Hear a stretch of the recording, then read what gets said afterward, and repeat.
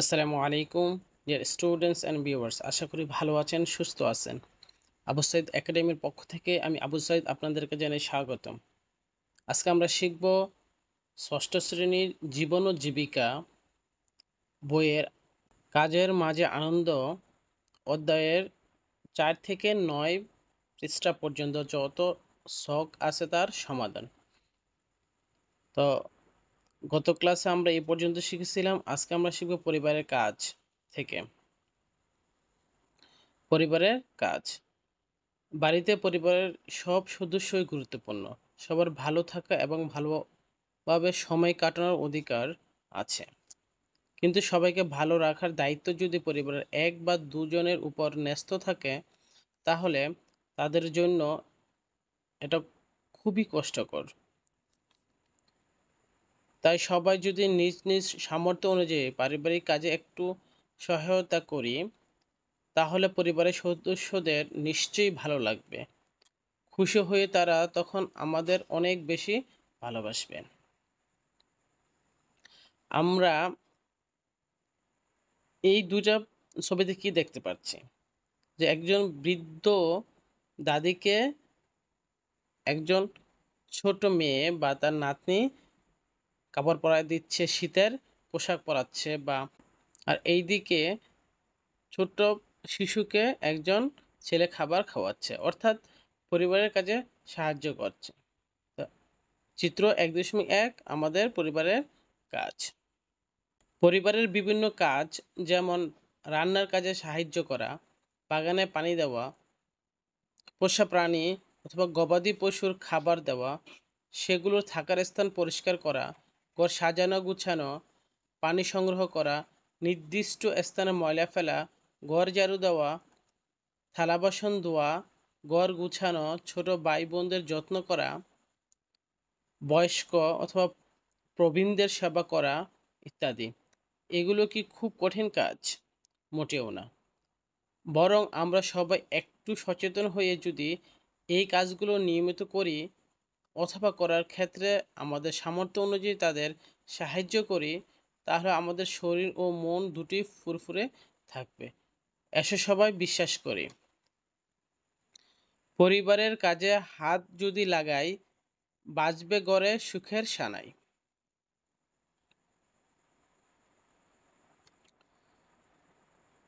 এখানে আমাদের কিছু নির্দেশনা দেওয়া আছে।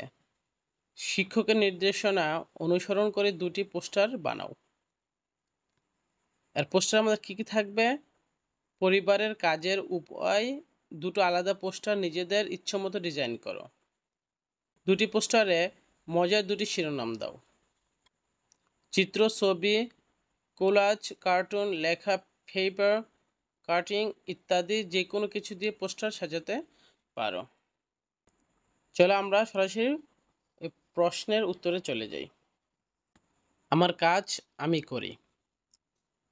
নিজের বিছানা গুছানো, সময় মতো লেখাপড়া করা, পড়ার টেবিল গুছিয়ে রাখা, নিজের খাবারের প্লেট, মগ, চামচ ইত্যাদি ধোয়া এবং গুছিয়ে নির্দিষ্ট স্থানে রাখা, নিজের খাবারের জিনিসপত্র গুছিয়ে নির্দিষ্ট স্থানে রাখা,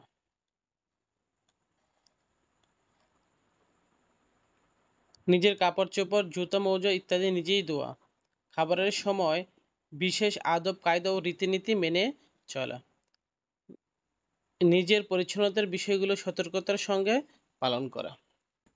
পোস্টারটি বানানো হয়েছে, এই পোস্টারের মাঝখানে আপনারা এই লেখাগুলো লিখবেন। যেহেতু আমি পোস্টার বানাতে মনে ছিল না, আমি একজনের সহায়তা নিয়ে আপনাদের জন্য এই পোস্টারটি রেডি করেছি। দ্বিতীয় যে পোস্টারটি, সেটা হলো আমার পরিবার আমার কাজ। এখানে যে পোস্টারটি দেওয়া আছে, এই পোস্টারের মাঝখানে এই লেখাগুলো লিখবেন। রান্নার কাজে সাহায্য করা, পানি সংগ্রহ করা, ঘর সাজানো গুছানো, ঘর ঝাড়ু দেওয়া, উঠোন ঝাড়ু দেওয়া, থালা বাসন ধোয়া, হাঁস মুরগির খাবার দেওয়া, পোষা প্রাণী গবাদি পশুর খাবার দেওয়া, বাগান পরিচর্যা করা, ছোট ভাই বোনদের যত্ন নেওয়া এবং পরিবারের বয়স্ক অথবা অসুস্থদের সেবা করা।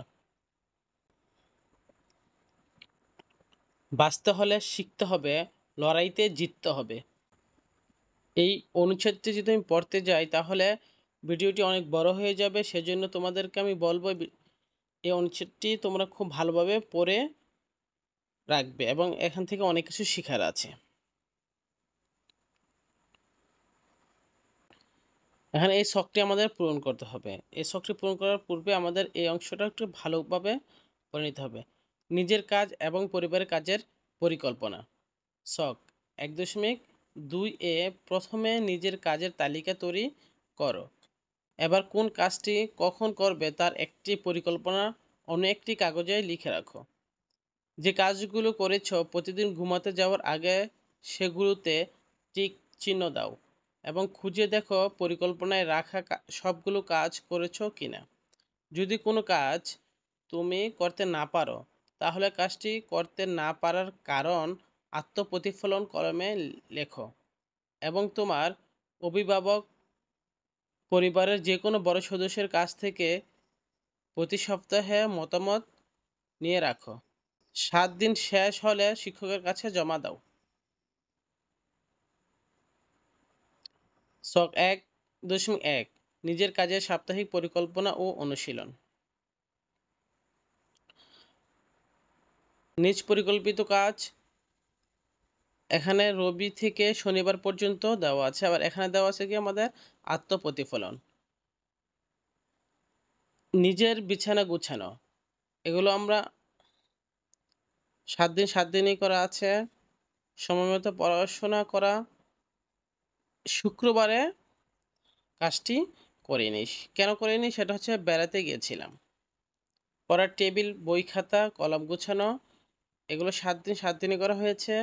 নিজের প্লেট, মগ, চামচ ধোয়া এবং গুছানো, এখানে আমরা মঙ্গলবারে কাজটি করতে পারিনি, কারণটা হচ্ছে আমি অসুস্থ ছিলাম। অথবা তোমরা যে কোনো কারণে করতে পারো না, ওই কারণটা তোমরা এখানে উল্লেখ করে রাখবা। কাপড়, জুতো, মৌজা ও জিনিসপত্র গুছানো, এটাও মঙ্গলবারে করা হয়নি, কারণ হচ্ছে এটা ওই একই দিন মঙ্গলবারে আমরা অসুস্থ ছিলাম, সেজন্য এই কাজটাও করা হয়নি, অসুস্থ ছিলাম। খাবারের সময় বিশেষ আদব কায়দা মেনে চলা, এটা 7 দিনে করা হয়েছে।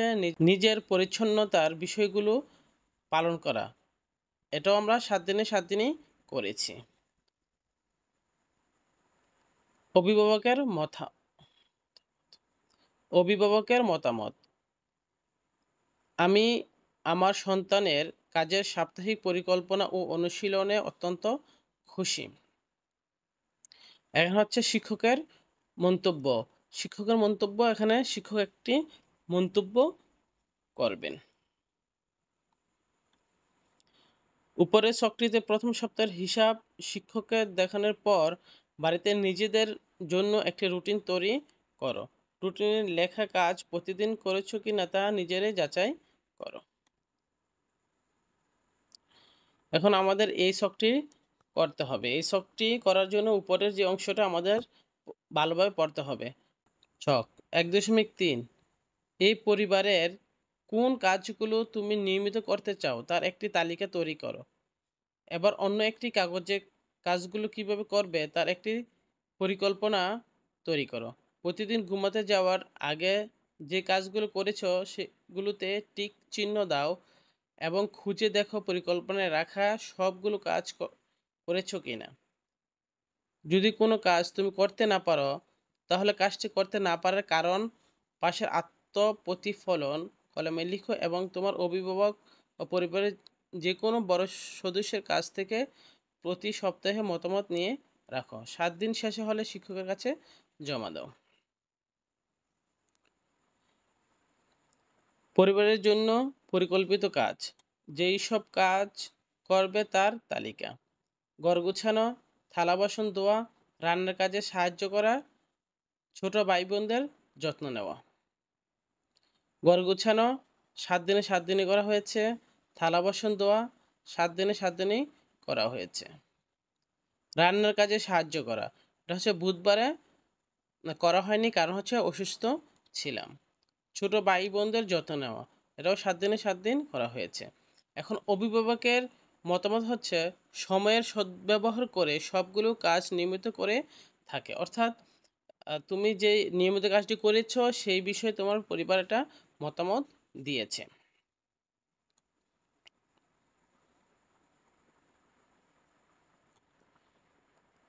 সুখ যে কোনো ব্যক্তির জীবনের সবচেয়ে গুরুত্বপূর্ণ দিক।